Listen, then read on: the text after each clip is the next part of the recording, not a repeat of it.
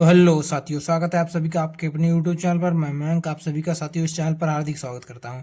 तो साथियों, प्रश्नावली 1.1 क्लास 12 मैथ अध्याय 1 आपका चल रहा था एनसीईआरटी का।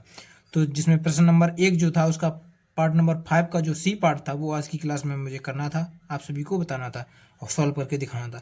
तो आज की क्लास में मैंने सॉल्व करके रख लिया है, आपको समझा दूंगा पॉइंट टू पॉइंट, ठीक है। तो देखिए आप सभी, यहाँ पर ये कौन सा प्रश्न था, ये यहाँ पर देखिए ई नंबर प्रश्न था 5वें का ई पार्ट, ठीक है। प्रश्न नंबर 1 की 5वें पार्ट का ई पार्ट जो था वो था यहाँ पर। दूसरे पार्ट दो जो पार्ट थे वो पिछली क्लास में करवा चुका था। इस क्लास में आज ये समझा दूंगा ये वाला पार्ट आप सभी को, ठीक है, पार्ट नंबर सी, ठीक है।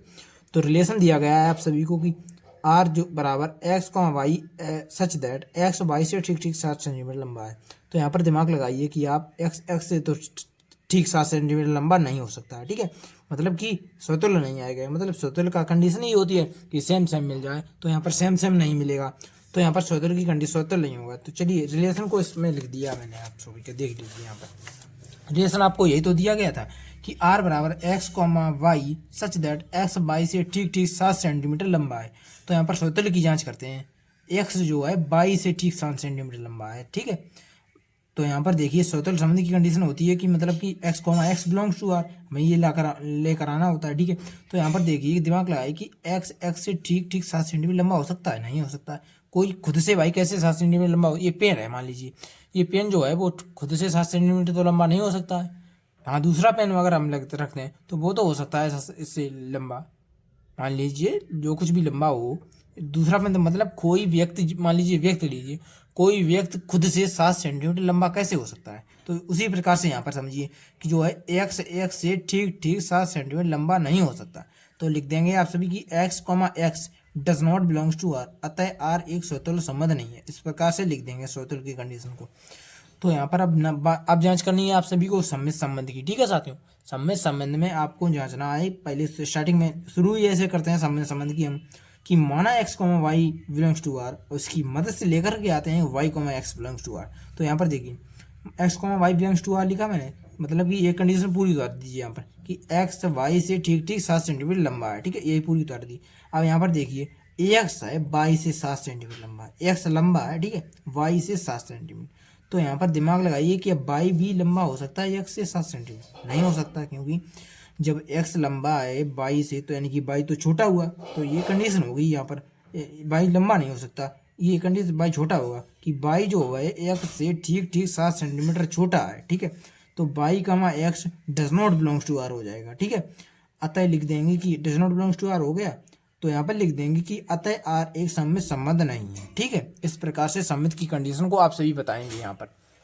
और अब देखिए यहाँ पर आप सभी संक्रामक की कंडीशन को साथियों, संक्रामक में भी मान के चलते हैं। स्टार्टिंग करते हैं इस प्रकार से करते हैं कि मोना x comma y belongs to R तथा y comma z belongs to R.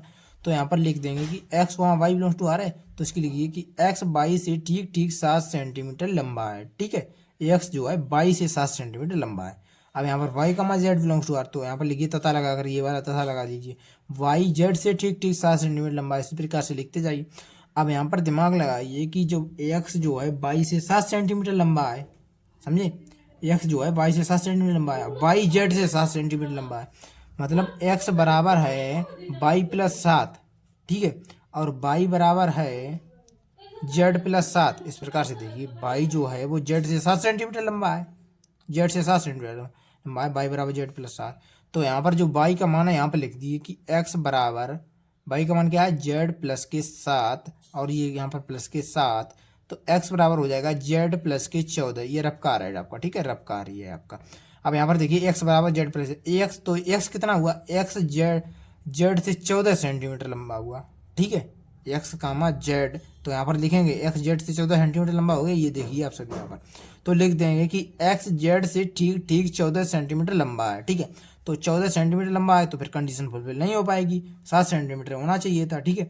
तो लिख देंगे कि आप सभी की x comma z does not belongs to R, अतः आर एक संक्रामक संबंध नहीं है, ठीक है। तो इस प्रकार से आप सभी का ये प्रश्न हल हो जाएगा। तो उम्मीद करता हूँ साथियों आप सभी इस प्रश्न को आसानी से समझ पाए होंगे और आपका आज का लेक्चर मैंने आपको जो पढ़ाया, ये प्रश्न हॉल्व कराया, आपको आसानी से समझ में आ गया होगा। और वहीं अगर आपको समझ में आ गया है अच्छी तरीके से, तो आप चैनल को सब्सक्राइब कर वीडियो को लाइक करना भी ना भूलें, और साथ ही अपने दोस्तों के साथ भी शेयर करें इस वीडियो को। तो साथियों, मिलते हैं नेक्स्ट क्लास में, तब तक के लिए नमस्कार, जय हिंद।